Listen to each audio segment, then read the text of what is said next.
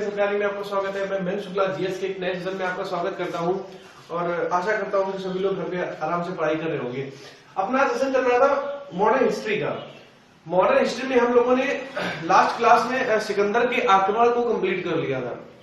सिकंदर के आक्रमण के पहले हम लोगों ने जैन धर्म, बौद्ध धर्म और उसके बाद महाजनपद, और महाजनपद के बाद हम लोगों ने मगध के तहत हम लोगों ने मगध के जो हमने पढ़ा था उसके तहत हम लोगों ने 2-3 वंश कवर किए थे, है ना। और उन वंशों में सबसे पहला आता था हर्यक वंश। हर्यक वंश के बाद आया था शिशुनाग वंश, है ना। और शिशुनाग वंश के बाद नंद वंश, और नंद वंश के बाद सिकंदर का आक्रमण हुआ था घनानंद के समय, और उसके बाद मौर्य वंश का भारत में उद्गम हुआ। तो आज हम लोगों की क्लास स्टार्ट होनी है मौर्य वंश से। लेकिन मौर्य वंश को स्टार्ट करने से पहले हम लोगों ने जो पिछली क्लास में पढ़ लिया उसका थोड़ा सा क्विक रिवीजन करते हैं और उसके बाद अपने टॉपिक पे आते हैं।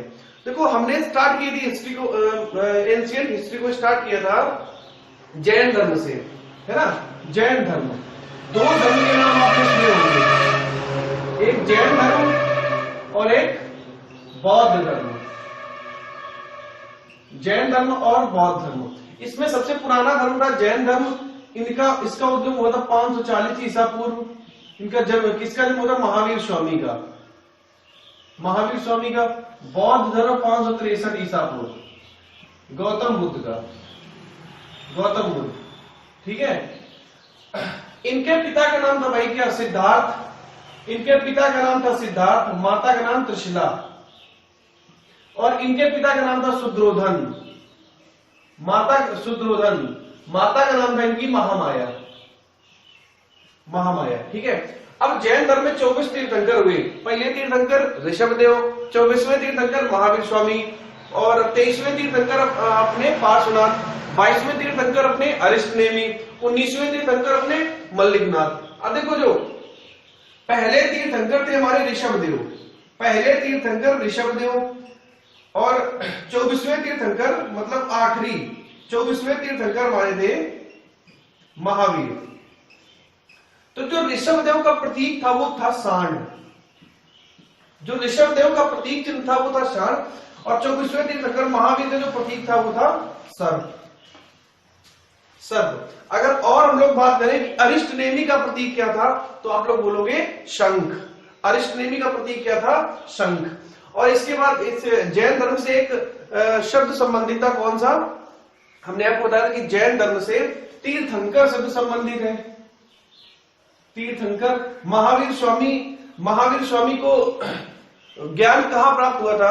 तो हमने आपको बताया था निरंजना नदी के किनारे। निरंजना नदी के किनारे साल वृक्ष के नीचे इनको ज्ञान की प्राप्ति हुई थी। निरंजना नदी के किनारे,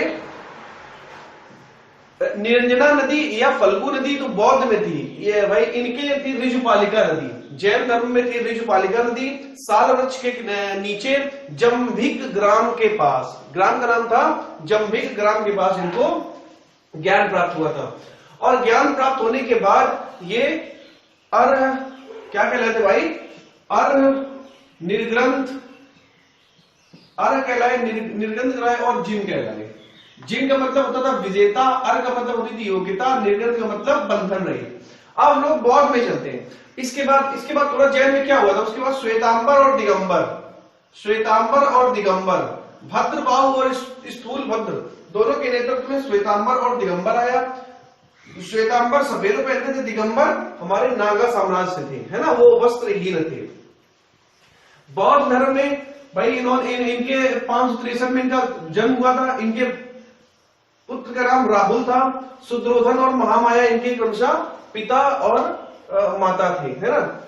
इनकी जो माता थी और पिता इनके शाक के कुल के थे, है ना। पिता इनके शाक के कुल के थे। अच्छा, गौतम बुद्ध को 12 वर्ष की अवस्था में गृह त्याग हुआ। 12 वर्ष की अवस्था में गृह त्याग हुआ। गृह त्याग इन्होंने कर दिया, और उसके बाद ये ज्ञान की प्राप्ति के लिए चले गए। ज्ञान की प्राप्ति के बाद ये बुद्ध कहलाए।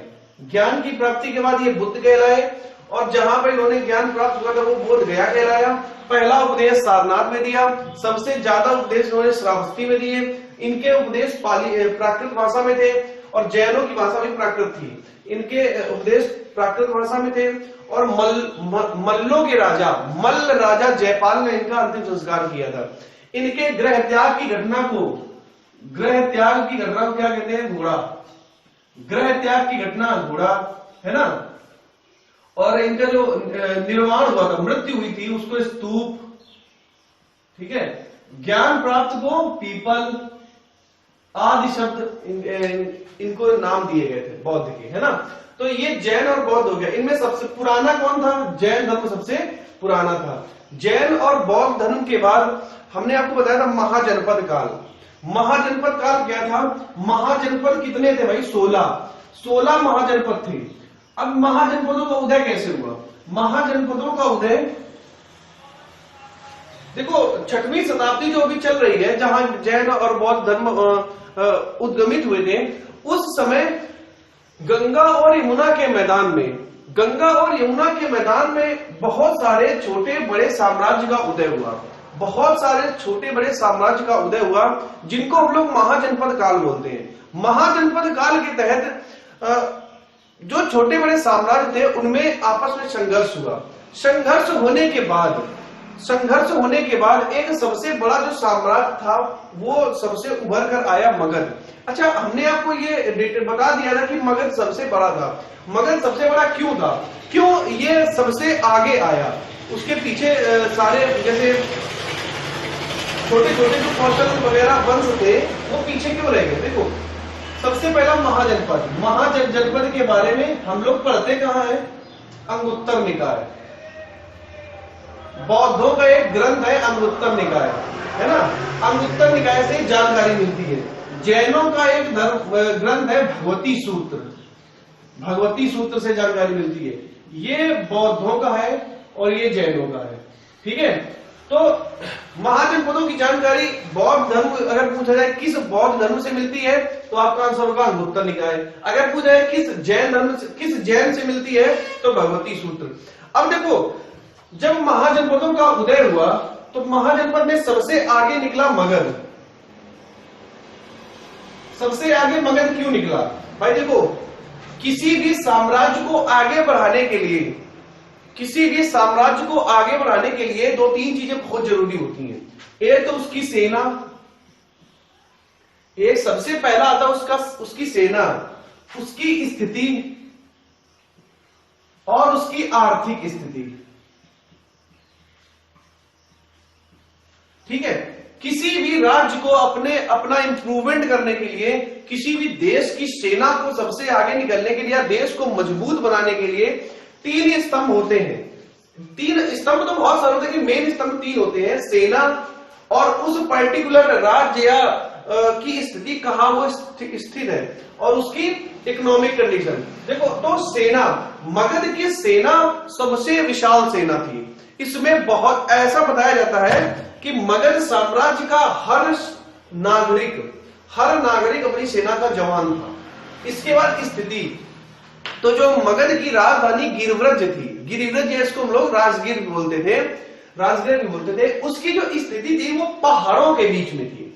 मतलब जो मगध साम्राज्य था उसकी जो स्थिति थी वो पहाड़ों के बीच में थी। तो पहाड़ों के बीच में होने की वजह से कोई भी दूसरे जनपद का आदमी या राजा इस पे आक्रमण नहीं कर सकता। भाई, पहाड़ों के बीच में आक्रमण करने का मतलब है आप पहाड़ पे पहले चढ़ो फिर आप उस पे अटैक करो। तो मगध के ऊपर कोई अटैक नहीं करता था, बल्कि मगध सबके ऊपर अटैक करता था। मगध जिसको देख ले कि ये साम्राज्य हमसे आगे जा रहा है तो तुरंत उसको अटैक करके उसको बर्बाद कर देता था। उसके बाद आर्थिक स्थिति, अभी सबसे ज्यादा उस समय जो आर्थिक स्थिति मजबूत थी वो मगध की थी। क्यों? क्योंकि मगध साम्राज्य की जो लोकेशन थी वो गंगा, गंडक और सोन, 3 नदियां हैं। गंगा, गंडक और सोन। मगध साम्राज्य आपने देखा होगा राजगृह, पाटलिपुत्र, पटना आज का बिहार का क्षेत्र है और बिहार के क्षेत्र में 3 नदियां अभी भी बहती हैं। सदानीरा गंडक है ना, सोन और गंगा, 3 नदियां आज भी बिहार में बह रही हैं और उस समय भी बिहार में थी। तो गंगा, गंडक और सोन के बीचों बीच स्थित था हमारा मगध। ठीक है, तो जब ये तीनों था तो भाई यहाँ की जो खेती थी, मिट्टी थी, वो जलोढ़ थी, जलोढ़ मिट्टी थी। भाई जलोढ़ मिट्टी थी तो बहुत सारे अच्छी अच्छी चीजें, अच्छी किस्म की फसलें यहाँ होती थी।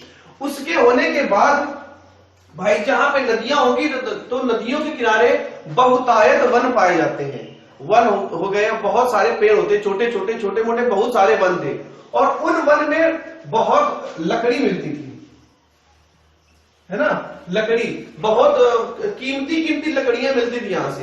तो ये लोग क्या करते थे मगध वाले, अपना यूज करने के बाद पहले जो भी सामान इनको मिलता था तो अपना स्टॉक लगा लेते थे। अपना स्टॉक लगाने के बाद ये उसको निर्यात करते थे, ये दूसरे वहां जनपदों को बेचते थे और उससे पैसा कमाते थे। तीसरा, जब यहाँ भाई छोटे मोटे बहुत सारे जंगल हुए और जंगल से यहाँ पे बहुत सारे इनको हाथी मिले। भाई जंगल में जंगली जानवर रहते हैं ना, तो बहुत सारे इनको हाथी मिले, तो इसलिए इन्होंने हाथी का उपयोग अपनी सेना में किया। उस समय आप ये क्वेश्चन पूछा जाता है कि कौन सी सेना थी जिसने सबसे पहली बार हाथी का उपयोग किया, तो मगध। तो जो जंगल थे वहां से ये हाथी पकड़ के लाए और हाथी को एक वॉरियर के रूप में इन्होंने ट्रेन किया। हाथी को इन्होंने एक वॉरियर के रूप में ट्रेन किया। तो ये जो मगध का पूरा साम्राज्य था कैसे शक्तिशाली बना, उसका क्या बैकग्राउंड था, कहां वो स्थित था, क्या उसकी स्थिति थी, हमने आपको सारी डिटेल्स बता दी है, सारी डिटेल्स बता दी है। अब आप अच्छी तरह से समझ सकते हो कि मगध सबसे बड़ा साम्राज्य बनकर कैसे उभरा और क्यों उभरा। ठीक है, तो इसके बाद मगध के तहत हम लोगों ने 2-3 वंश पढ़ लिए थे। 2-3 वंश कौन कौन से पढ़े थे भाई? सबसे पहला पढ़ा था हम लोगों ने हर्यक वंश, हर्यक। हर्यक के बाद हम लोगों ने पढ़ा था शिशुनाग वंश, शिशुनाग वंश, और शिशुनाग वंश के बाद हम लोगों ने पढ़ा था नंद वंश। ये 3 वंश थे जो मगध साम्राज्य में आए। मगध साम्राज्य का सबसे पहला था हर्यक, स्थापना इसकी की थी भाई बिंबिसार ने, बिंबिसार ने। ठीक है, शिशुनाग वंश की स्थापना की थी हमारे शिशुनाग ने, और नंद वंश की स्थापना की थी महापद्मनंद ने। महापद्मनंद एक बहुत अच्छा शासक था, है ना। तो तीनों वंश हमने आपको डिटेल से बता दिए थे। बिंबिसार जो था, हालांकि अगर क्वेश्चन आए कि मगध का उत्थान किसने किया, मगध का उत्थान किसने किया, तो आपका आंसर होगा बृहद्रथ। मगध का उत्थान किसने किया, तो बृहद्रथ। और मगध के अंदर जो वंश थे हर्यक, शिशुनाग और नंद, इनका जो फाउंडर था वो बिंबिसार, शिशुनाग और महापद्मनंद। देखो नंद वंश में क्वेश्चन आता है कि नंद वंश का संस्थापक कौन था, तो आप लोग आंसर लगा देते हो कभी कभी गलती से, घनानंद। घनानंद इसका अंतिम शासक था, घनानंद इसका अंतिम शासक था जो सिकंदर का समकालीन था, है ना। इसके बाद हर्यक वंश में बिंबिसार, बिंबिसार ने क्या किया था भाई, राजगृह बसाया था, राजगृह बसाया था, है ना, राजगृह बसाया था और इसको पहली राजधानी बनाई, पहली राजधानी बनाई थी, है ना। प्रथम राजधानी राजगीर या राजगृह को बसाया था बिंबिसार ने। और अच्छा, एक क्वेश्चन और हमने बताया था आपको कि हर्यक वंश के जितने भी शासक थे वो सब पितृहंता थे।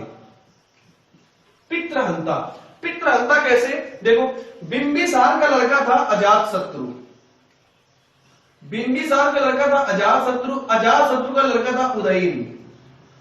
तीनों ने अपने अपने बाप को मारा था। अजातशत्रु ने बिंबिसार को मारकर गद्दी पाई थी, उदयन ने अजातशत्रु को मारकर गद्दी पाई। ठीक है, अजातशत्रु को कुणिक कहा गया, कुणिक कहा गया। ठीक है, उदयन ने पाटलिपुत्र बसाया था। ठीक है, उसके बाद शिशुनाग आया, शिशुनाग ने राजधानी परिवर्तन किया था, शिशुनाग ने किया था राजधानी परिवर्तन किया था।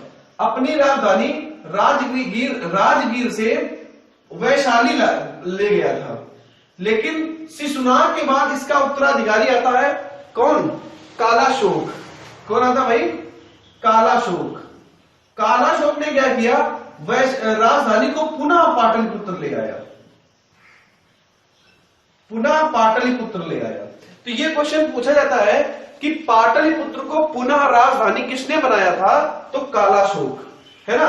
पाटलिपुत्र को पुनः राजधानी किसने बनाया था, कालाशोक, और पाटलिपुत्र को राजधानी किसने बनाया था, उदयन, ठीक है। और पाटलिपुत्र से राजधानी का परिवर्तन किसने किया था, शिशुनाग। तीनों क्वेश्चन बहुत इंपॉर्टेंट है, बहुत ज्यादा कंफ्यूज करते हैं, बहुत ही ज्यादा कंफ्यूज करते हैं। सबसे पहले एक शब्द आपका आ जाता है पाटलिपुत्र, ठीक है। तो पाटलिपुत्र की स्थापना किसने की थी, स्थापना की थी उदयन ने, ठीक है, स्थापना की थी उदयन ने, ठीक है। दूसरा, पाटलिपुत्र को राजधानी किसने बनाया, उदयन ने। पहली बार राजधानी किसने बनाया, उदयन ने। देखो, स्थापना भी की और राजधानी बनाया। पाटलिपुत्र को जब राजधानी बनाया गया था तो उदयन ने यह नहीं किया था कि राजगृह को राजधानी ना करे। राजगृह पहली राजधानी हो गई थी, पाटलिपुत्र दूसरी राजधानी हो गई थी।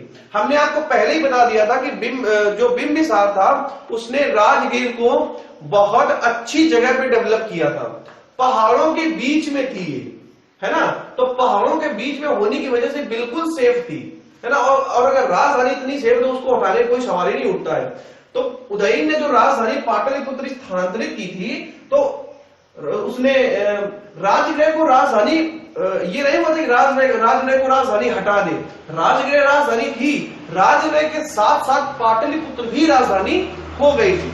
लेकिन इन्होंने क्या किया, जो शिशुनाग था, जब शिशुनाग वंश आया तो शिशुनाग ने राजधानी परिवर्तन कर दिया। राजधानी परिवर्तन करने के बाद राजधानी को इसने वैशाली बना दिया, पाटलिपुत्र से हटाकर वैशाली बना दिया। इसके बाद शिशुनाग ने परिवर्तन किया था और पुनः राजधानी पाटलिपुत्र को किसने बनाया, कालाशोक।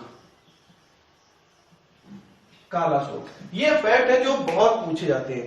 तो राजधानी पुनः परिवर्तन कालाशोक, है ना, पुनः राजधानी पाटलिपुत्र को कालाशोक, राजधानी को परिवर्तित किसने किया था वैशाली में, शिशुनाग, और राजधानी किसने बनाई थी, तो उदयन ने।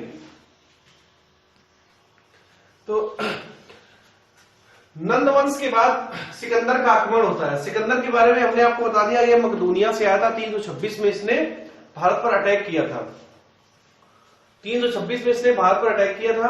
और वैशाली होते हुए ये पोरस से लड़ने के लिए गया था। तो पोरस को इसने हरा दिया था और ये पूरी तरह से नष्ट नाबूद हो गया था पोरस से। तो इतना अच्छा युद्ध करने के लिए पोरस को हरा दिया था, लेकिन इसको उसने छोड़ दिया था। और वापस जाते समय ये झेलम नदी को पार नहीं कर पाया था, है ना। उसके पहले इसकी सेना थक गई थी इतनी, क्योंकि ये ईरान को जीत के आया था, ईरान को जीत के आया था और कंधार और खैबर दर्रा होते हुए भारत में घुसा था। तो इसने सेना को यार बिल्कुल भी रेस्ट नहीं दिया था। तो भाई सेना कहां तो युद्ध करे। तो जैसे ही वितस्ता झेलम नदी के किनारे पहुंचे तो वहां पे इसने अपना स्थान बनाने के लिए, जैसे ना आप लोगों ने देखा होगा बहुत सारे लोग एक जगह रुक जाते हैं, टेंट वेंट लगा के रहने लगते हैं, रैन बसेरा टाइप का। तो उसी तरह से इसने भी कर लिया था, वितस्ता नदी के किनारे एक गांव टाइप एक बसा दिया था छोटा सा। तो उस गांव का नाम इसने रखा था बहुकेफला, है ना। बहुकेफला नाम इसने क्यों रखा था, क्योंकि सिकंदर के घोड़े का नाम भी बहुकेफला था। और ये अपने घोड़े से इतना प्यार करता था कि घोड़े के नाम पर ही उसने जहां पे सेना को टिकाया था उसका नाम ही बहुकेफला रख दिया था, ठीक है। उसके बाद वो वहीं से भाई चला गया और सेना भी उसकी जाने से मना कर दिया, तो जाते जाते उसकी वहीं मृत्यु हो गई थी। उसके बाद जम्मू कश्मीर की अगर आपने बात की है झेलम नदी, तो कश्मीर और श्रीनगर को किसने बसाया था, तो ये क्वेश्चन पूछा था, श्रीनगर को अशोक ने बसाया था। और अगर उसके बाद जब आक्रमण हुआ, किस पे आक्रमण किया था सिकंदर ने, तो सबसे पहला सिकंदर ने घनानंद के समकालीन ये था और इसने आक्रमण किया था भारत पर। जो बिहार के राजा थे, है ना, उसने इसके सामने घुटने टेक दिए थे और उसी राजा ने सिकंदर को पूरे भारत में घुमाया था, है ना। इधर मतलब सारी लोकेशन बताई थी उसने। अब उसके बाद एक नया साम्राज्य बनता है मौर्य। जब नंद वंश खत्म हो जाता है तो मौर्य वंश शुरू होता है। हर्यक के बाद शिशुनाग, शिशुनाग के बाद नंद, नंद के बाद मौर्य। मौर्य, देखो मौर्य साम्राज्य की जो नींव है वो चंद्रगुप्त मौर्य ने रखी थी, इतना आप सभी को शायद पता होगा। लेकिन मौर्य वंश की जानकारी किस किस पुस्तक से मिलती है? जो मौर्य साम्राज्य है उसके बारे में अगर बोला जाए कि भाई मौर्य साम्राज्य के बारे में बताइए, तो आप क्या करोगे? आप दो पुस्तकें पढ़ोगे। कौन सी? मेगस्थनीज की इंडिका, मेगस्थनीज की इंडिका, मेगस्थनीज की इंडिका और चाणक्य की अर्थशास्त्र। मेगस्थनीज की इंडिका और चाणक्य की अर्थशास्त्र, इन दोनों से मौर्य वंश का पता चलता है, मौर्य वंश की जानकारी मिलती है। ठीक है, मेगस्थनीज की इंडिका और चाणक्य की अर्थशास्त्र, इन दोनों से क्या मिलता है? मौर्य वंश की जानकारी मिलती है। इसके बाद अगर हम आपसे ये पूछे चंद्रगुप्त मौर्य ने किसके सहायता से मौर्य वंश की स्थापना की थी, तो आपको सबको पता होगा चाणक्य। ठीक है, चाणक्य का दूसरा नाम कौटिल्य, चाणक्य का तीसरा नाम विष्णुगुप्त। ठीक है, तो जो चाणक्य था, चाणक्य की कूटनीति, चाणक्य की कूटनीति किस किताब में मिलती है आपको? तो चाणक्य की कूटनीति विशाख दत्त की मुद्रा राक्षस में मिलती है। चाणक्य की कूटनीति कहां मिलती है? विशाख दत्त की मुद्रा राक्षस। देखो सीधे सीधे क्वेश्चन पूछे जाते हैं कि मुद्रा राक्षस का विषय क्या था, या मुद्रा राक्षस किससे संबंधित थी? तो चाणक्य की कूटनीति, चाणक्य की कूटनीति की जानकारी विशाख दत्त की मुद्रा राक्षस में मिलती है। अगर क्वेश्चन पूछा जाए कि मेगस्थनीज की जो इंडिका है, इंडिका में किसके बारे में बताया गया है? तो मौर्य वंश। अगर अर्थशास्त्र का विषय क्या था? बहुत क्वेश्चन पूछा जाता है, अर्थशास्त्र का विषय क्या है? तो अर्थशास्त्र का नाम सुन के बहुत सारे बच्चे लगा देते हैं कि इकोनॉमी है ना, लेकिन अर्थशास्त्र का विषय राजनीति है। भाई लिख लेना नोट डाल के, अर्थशास्त्र का विषय चाणक्य की अर्थशास्त्र का विषय राजनीति विज्ञान था, राजनीति था। देखो नाम बिल्कुल अपोजिट है, अर्थशास्त्र और राजनीति। तो जो कौटिल्य की अर्थशास्त्र थी उसका विषय राजनीति था, और चाणक्य की कूटनीति आपको कहां देखने को मिलती है? मुद्रा राक्षस में। किसकी? विशाख दत्त की। ठीक है, तो ये तीनों चीजें आपको क्लियर हो गई। मौर्य साम्राज्य का पता कहां से चलता है और चाणक्य की कूटनीति कहां से पता चलती है, तो ये तीनों कॉन्सेप्ट आपके क्लियर हो गए। अब इसके बाद हम लोग चलते हैं मौर्य साम्राज्य में। मौर्य साम्राज्य में सबसे पहला राजा आता है हमारा चंद्रगुप्त मौर्य। चंद्रगुप्त मौर्य, चंद्रगुप्त मौर्य का टाइम था भाई 322 से 298 ईसा पूर्व। ठीक है, ईसा पूर्व। देखो आप लोगों ने ये समझा होगा कि 322 से 298 कैसे हो सकता है? 24 साल पहले। तो हमने बोला है ईसा पूर्व, मतलब बैकवर्ड टू क्राइसिस। ये जो ईसा पूर्व की सीरीज चलती है वो उल्टी चलती है, और जब फर्स्ट ईसा आ जाएगा, फर्स्ट ईसा, उसके बाद से ये आगे होना शुरू हो जाएगा, 15, 16, 17, 18 ऐसे। अब ये ईसा पूर्व जब तक चलेगा तब तक इसकी गिनती उल्टा ही चलती है। ईसा पूर्व से मतलब है बैकवर्ड टू क्राइसिस, मतलब ईसा मसीह का जो जन्म था उसको हम लोग बेस मानते हैं, और उसके पहले वाली जितनी भी तारीखें हैं उसको हम लोग उल्टा चलाते हैं, 98, 99, 22। ठीक है, तो इससे कंफ्यूज ना होना कि 322 से 298 कैसे हो गया।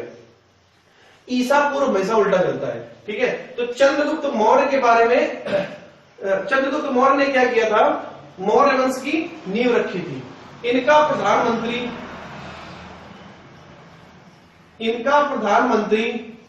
चाणक्य था।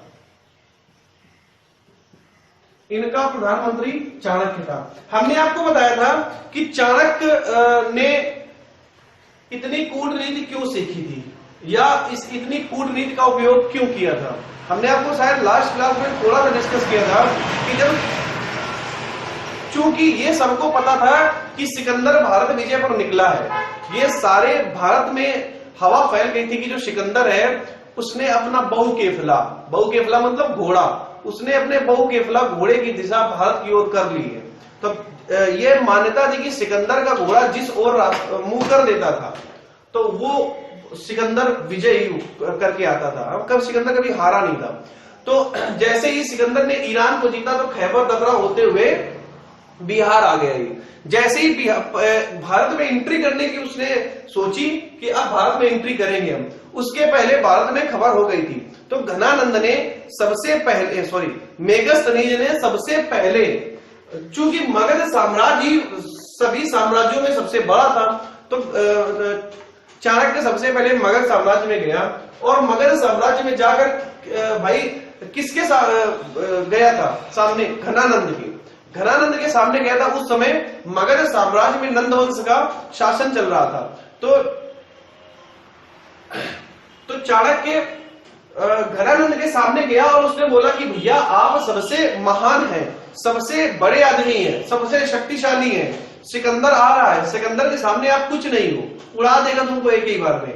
तो घनानंद ने बोला ये कल का ब्राह्मण, मतलब ऐसे कुछ उसको बहुत अपमानित किया था कि हमको आप शिक्षा दे रहे हो, जाइए सिकंदर से हम निपट लेंगे, आपको इतनी निपटने की जरूरत नहीं है, और बहुत बेइज्जती करके उसको निकाला। उसी वक्त से चाणक्य ने अपनी ये चोटी में गांठ लगा ली थी और उसने शपथ ली थी कि जब तक नंद वंश का हम विनाश नहीं कर देंगे तब तक मैं चैन से सोऊंगा नहीं। उसके बाद ये घनानंद का सब्स्टिट्यूट ढूंढने के लिए निकल पड़े, मतलब जो उत्तराधिकारी कौन हो सकता है, कौन ऐसा लड़का, कौन ऐसा शासक हो सकता है जो मगध पर आक्रमण करे।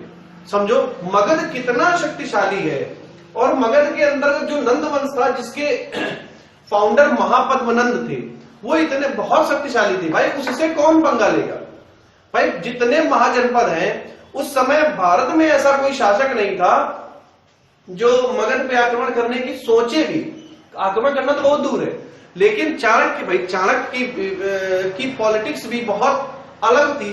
तो उसने क्या किया, पहले सब्स्टिट्यूट ढूंढना शुरू किया।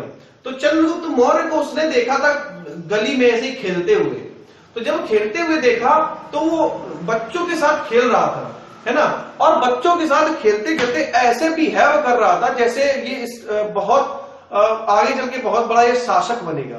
मतलब ऐसे वो मतलब बैठ रहा था तो राजाओं की तरह बैठना, राजाओं की तरह चलना। कुछ लोग होते हैं जिनकी चाल अलग ही होती है सबसे। तो अच्छा, चूंकि जो पहचानने वाले लोग होते हैं ना कि हीरे की चमक पारखी ही जानता है, तो जैसे ही कौटिल्य ने चंद्रगुप्त मौर्य को देखा तो उसके दिमाग में ये चला कि शायद हमारी मंजिल पूरी हो गई है। तो उसने चंद्रगुप्त मौर्य को ट्रेंड करना शुरू कर दिया। ट्रेंड करते करते चंद्रगुप्त मौर्य इतना शक्तिशाली शासक बन गया कि जो अगल बगल के जो महाजनपद थे छोटे मोटे, तो उसको तो वो अकेले ही नष्ट करने लगा। मतलब मगध पे आक्रमण करने से पहले 2-3 ट्रायल भी किए थे चंद्रगुप्त मौर्य ने कि हम मगध पे जाएंगे, तो ट्रायल करने से पहले सही है, तो भाई उसने अकेले ही उनको हरा दिया।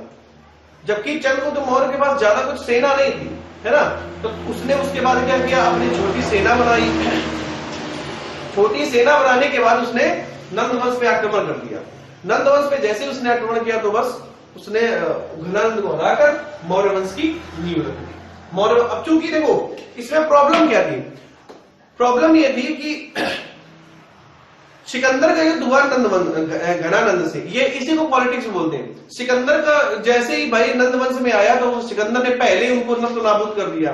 नष्ट नाबूद करने के बाद जब सिकंदर चला गया और सिकंदर किसको छोड़ गया था भारत में, सेल्यूकस निकेटर को भारत में छोड़ गया था कि भाई वो जहां जहां मैं मतलब ऐसा तो है नहीं कि सिकंदर ने जीता और सिकंदर ही बैठ गया। जब सिकंदर एक जगह बैठ जाएगा तो भारत कैसे जीतेगा फिर। तो जहां जहां ये जीतता था वहां अपने मंत्री को या किसी एक व्यक्ति को बैठा देता था अपने रेफरेंस में। तो जब उसने भारत को जीता तो भारत को जीतकर जैसे ही आगे बढ़ा, पंजाब की तरफ बढ़ा, तो उसने मगध में किसको बैठा दिया, सेल्यूकस निकेटर वहां सिकंदर के थ्रू रहने लगा। तो चूंकि जो नंद वंश था वो पहले ही नष्ट नाबूद हो चुका था, तो उसी के बाद तुरंत ही इसने चंद्रगुप्त मौर्य ने भी उस पर अटैक कर दिया और सेल्यूकस निकेटर के साथ भी इसने युद्ध किया था।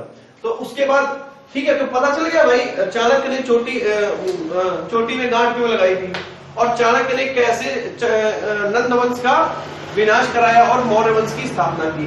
बिना चंद्रगुप्त मौर्य के, बिना चाणक्य के चंद्रगुप्त मौर्य कुछ नहीं कर सकता था। ठीक है, तो इसके बाद इसका प्रधानमंत्री चाणक्य था। 305 ईसा पूर्व, 305 ईसा पूर्व में चंद्रगुप्त मौर्य ने सेल्यूकस निकेटर को हराकर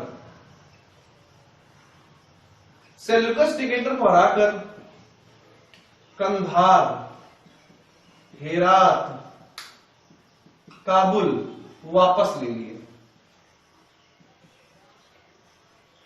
ठीक है, जो सिकंदर सेल्यूकस निकेटर को कंधार, हेरात, काबुल जीत कर दे गया था, तो उसने चंद्रगुप्त मौर्य ने 305 ईसा पूर्व में सेल्यूकस निकेटर से युद्ध किया और सेल्यूकस निकेटर से युद्ध करने के बाद कंधार, हेरात, काबुल वापस ले लिए।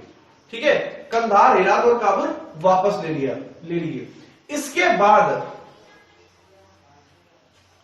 एक यहां पे थोड़ा सा ट्विस्ट आता है कि जब चंद्रगुप्त मौर्य और इनकी लड़ाई हुई थी सेल्यूकस निकेटर की, तो सेल्यूकस निकेटर की एक लड़की थी, है ना, तो उस युद्ध में लड़की को चंद्रगुप्त मौर्य बहुत अच्छा लगा था। ठीक है, तो लड़की ने चंद्रगुप्त मौर्य से शादी कर ली थी। सेल्यूकस निकेटर की लड़की ने चंद्रगुप्त मौर्य से शादी कर ली थी, है ना, तो जब शादी कर ली तो भाई रिश्तेदार हो गए। तो उसके बाद सेल्यूकस निकेटर चला गया था यूनान। सेल्यूकस निकेटर वापस यूनान चला गया और अपनी लड़की को चंद्रगुप्त मौर्य को देकर भाई वो चला गया और उसकी जो लड़की थी वो चंद्रगुप्त मौर्य के साथ भारत में रहने लगी। इसके बाद देखो क्या होता है, चंद्रगुप्त मौर्य चला गया यूनान, ठीक है, उसकी लड़की आ गई भारत चंद्रगुप्त मौर्य के साथ। बहुत दिन के बाद जब भाई कोई खबर लेने के लिए सेल्यूकस निकेटर ने, ध्यान सुनना, सेल्यूकस निकेटर ने अपनी बच्ची की खबर लेने के लिए एक व्यक्ति भेजा, जिस व्यक्ति का नाम था मेगास्थनीस। सेल्यूकस निकेटर ने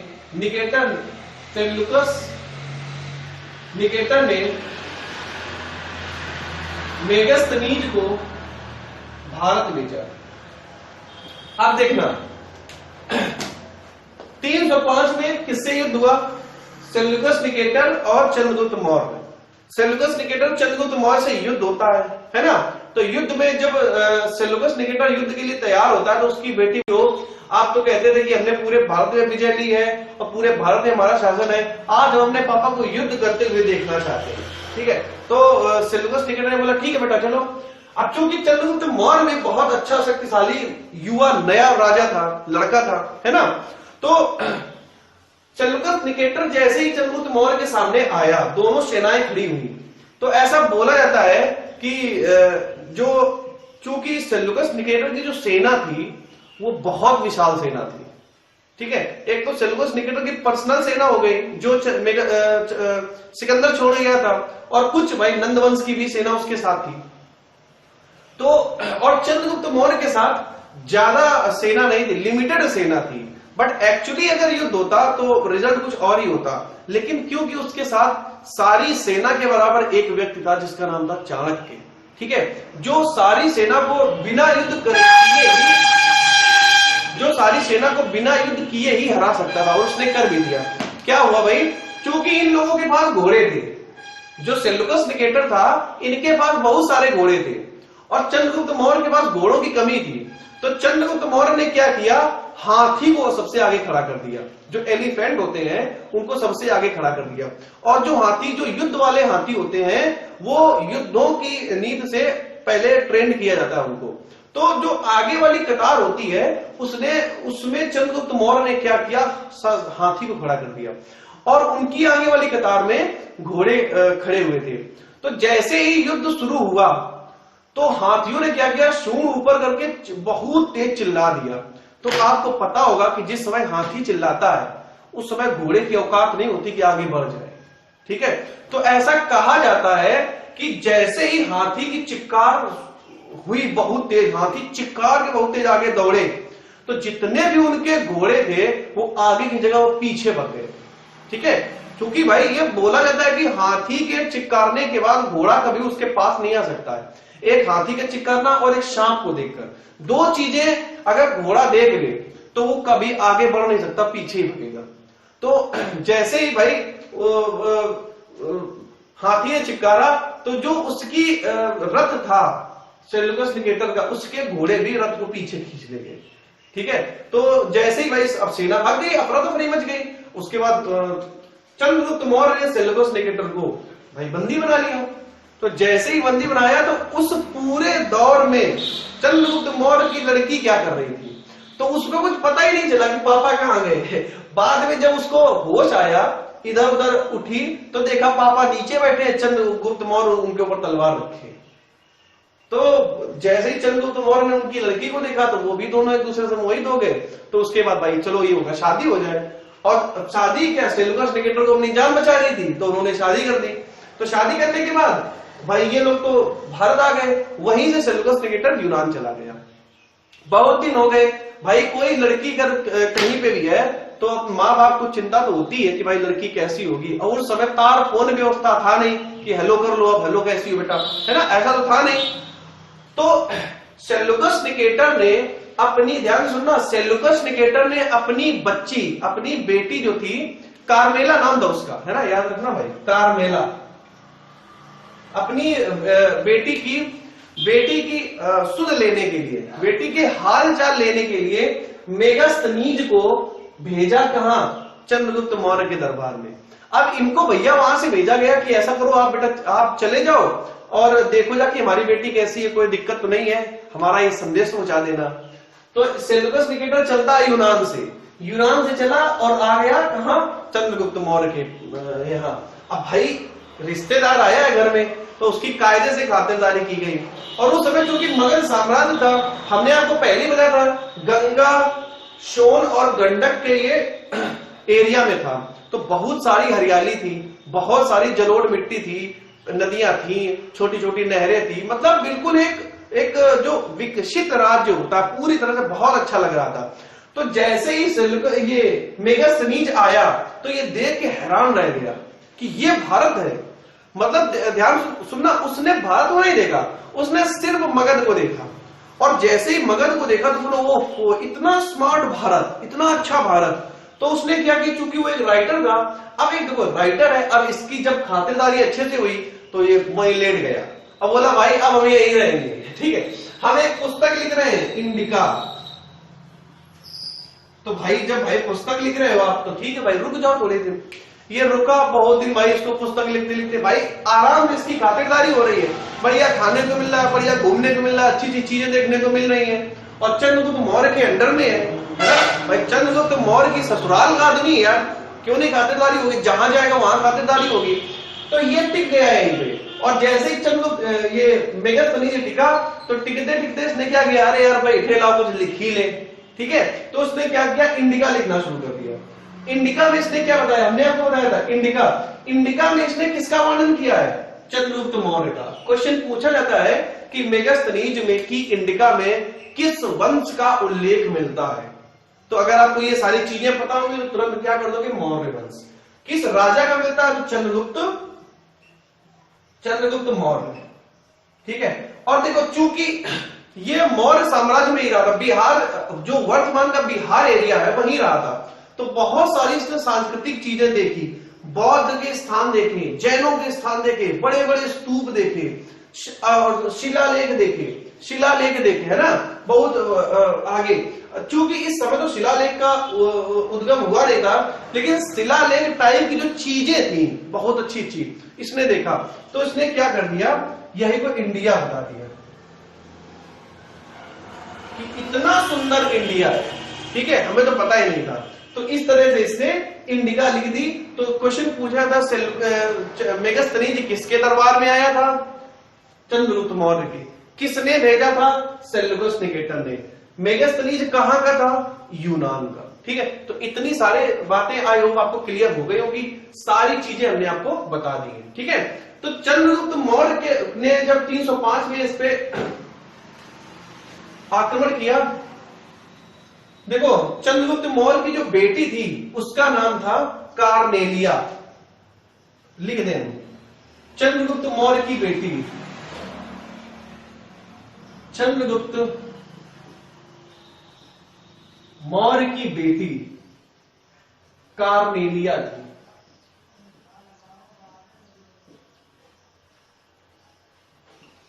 ठीक है, चंद्रगुप्त मौर्य की बेटी का क्या नाम था? कार्नेलिया। ठीक है, चंद्रगुप्त मौर्य के बाद उसका बेटा बिंदुसार, चंद्रगुप्त मौर्य के बाद बिंदुसार,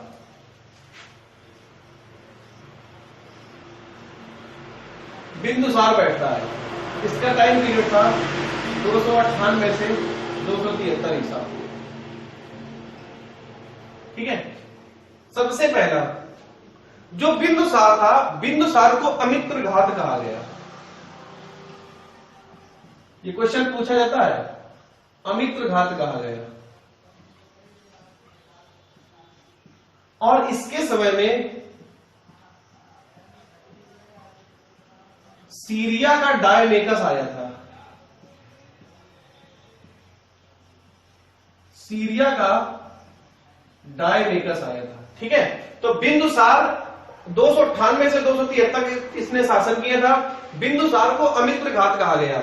बिंदुसार चंद्रगुप्त मौर्य का लड़का था और सीरिया का डायमेकस, सीरिया का जो एक डायमेकस था वो इसी के समय में आया था। बिंदुसार के बाद इसका पुत्र अशोक, बिंदुसार के बाद इसका पुत्र अशोक, अशोक बैठता है 273 से 332 ईसा। ठीक है, ध्यान रखना अशोक के 100 भाई थे, अशोक के बारे में बहुत सारी जानकारी, डिटेल जानकारी हम आपको देंगे। तो अशोक के 100 भाई थे। अशोक इतना क्रूअल राजा था कि इसने अपने 99 भाइयों को कटवा करके एक कुएं में भरवा दिया था इसने, और उस कुएं को इसने अगम कुआं नाम दिया था, अगम कुआं। ठीक है, तो इतनी ये तो अभी अशोक का एक ट्रेलर था जो हमने अभी आपको बताया। पूरी पिक्चर हम आपको नेक्स्ट वीडियो में बताएंगे। तब तक मस्त रहिए, हंसते रहिए, मुस्कुराते रहिए, हमारे चैनल को लाइक शेयर सब्सक्राइब जरूर करते रहिए। इसके बाद हम लोग अशोक के बारे में बहुत सारी जानकारी आपको देंगे जो आपके एग्जाम के लिए बहुत इंपॉर्टेंट है।